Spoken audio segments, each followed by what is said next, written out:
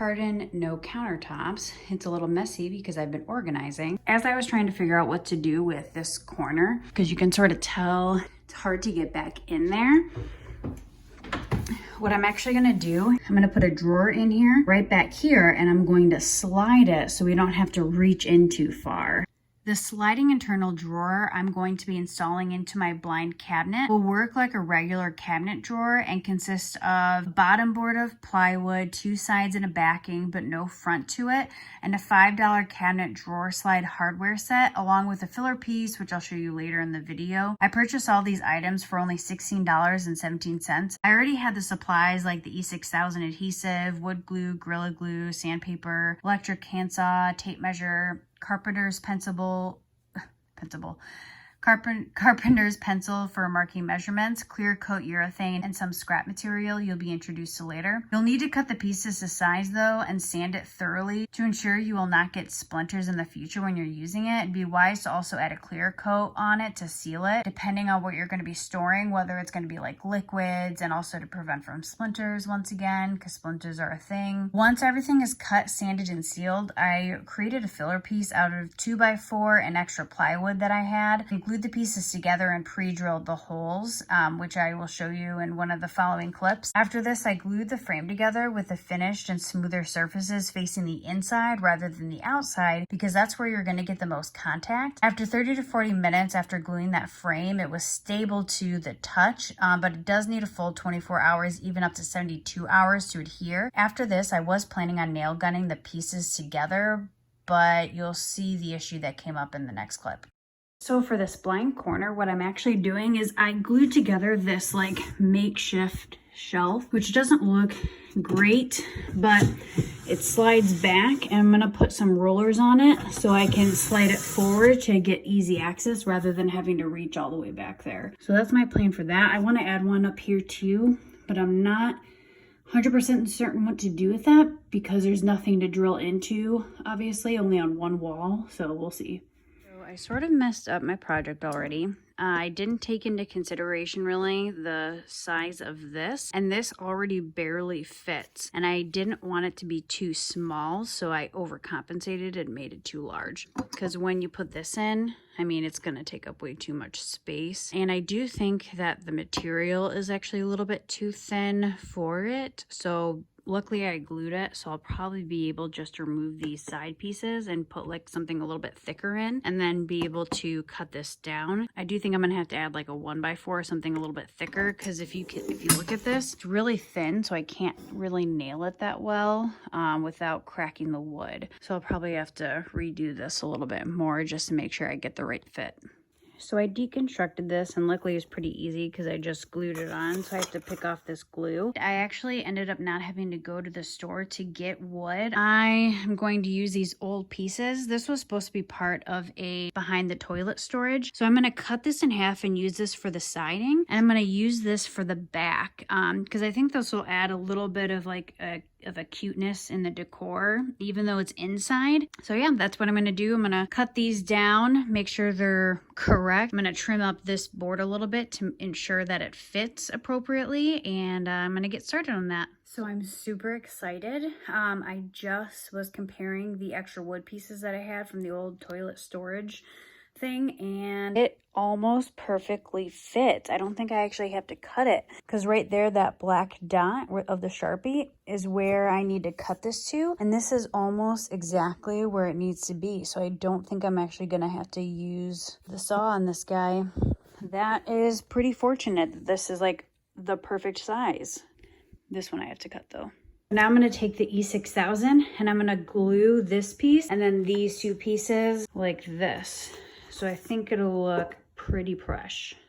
So to secure this a little bit more, I'm actually going to drill and put in some screws on the sides and then secure the back of it as well.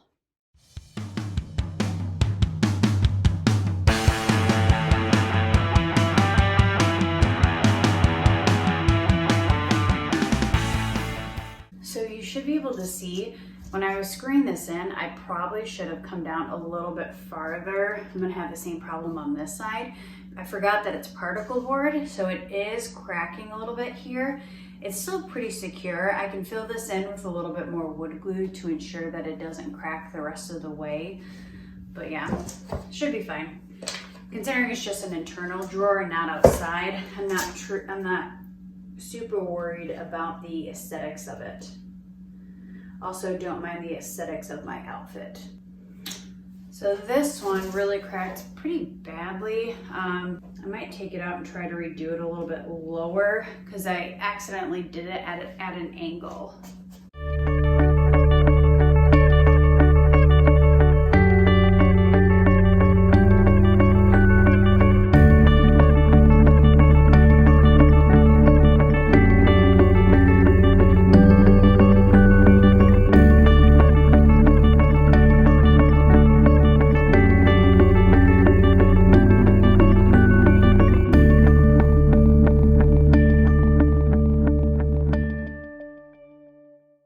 So you can see here, so I redid these holes so I wouldn't crack it. It did crack it a little bit, but like I said, I'm going to top that off with some wood glue just to seal that to ensure that it doesn't crack further. But you want them flush to the back. But yeah, those turned out a lot better. And keep in mind to put the screws a little bit higher because you don't want them to get in the way of the hardware. And you also want to secure the bottom of the board, but you want to make sure that it's still not going to get in the way of the hardware. So I'm going to secure it more in the middle of this.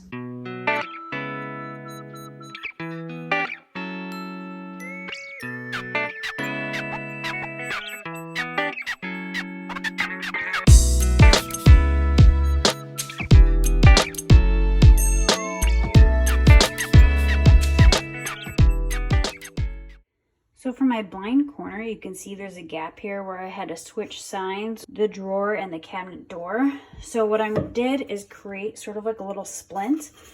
I glued an extra little piece of particle board on the back of this, and then I'm going to drill these into the side like this, but obviously down there, but I can't really reach it that well. So that way the hardware has something to attach to versus just attaching directly onto the particle board. So it should work out pretty well. Let me see if I can show you, because I have to drill it in anyways. So see how that back piece sort of splints against it? And then you want to make sure that the piece that you're going to be drilling into is flush to the rest of this. So it's almost exactly lined up.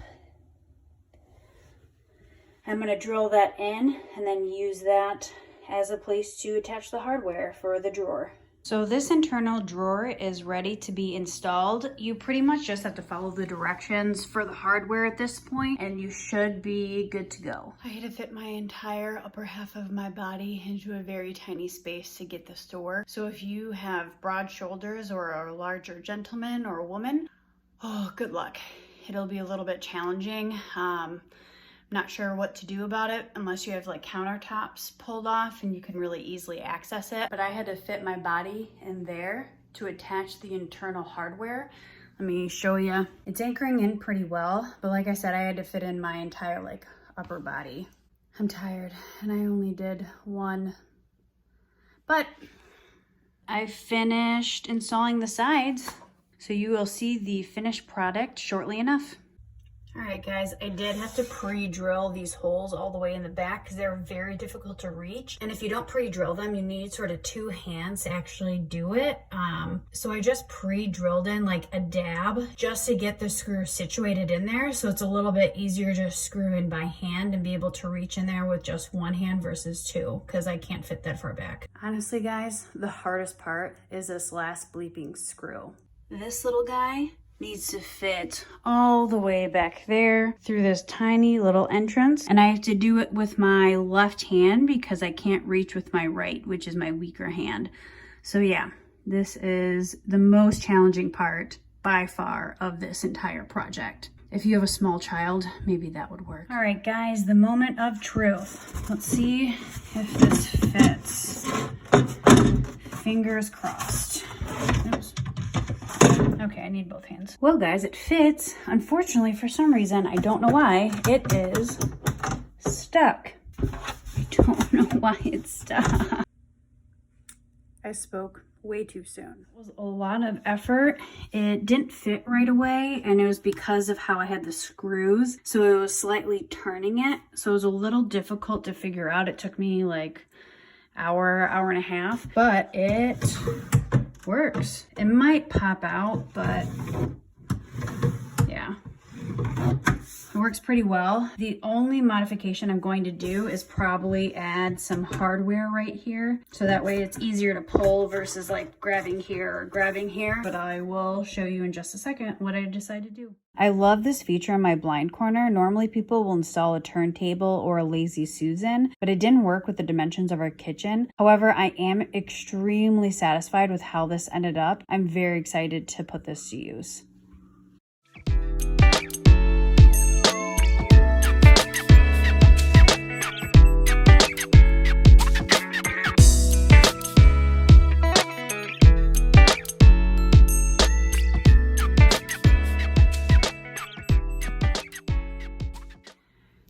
And please subscribe to the Market Made channel, especially if you want to learn more about the Market Made and learn more content like this. If you did like this video and you found it helpful, make sure to give it a thumbs up and comment below if you have any questions or need advice, and I'll try to answer it to the best of my ability. And as always, thank you. I hope you enjoyed this video and have a good day.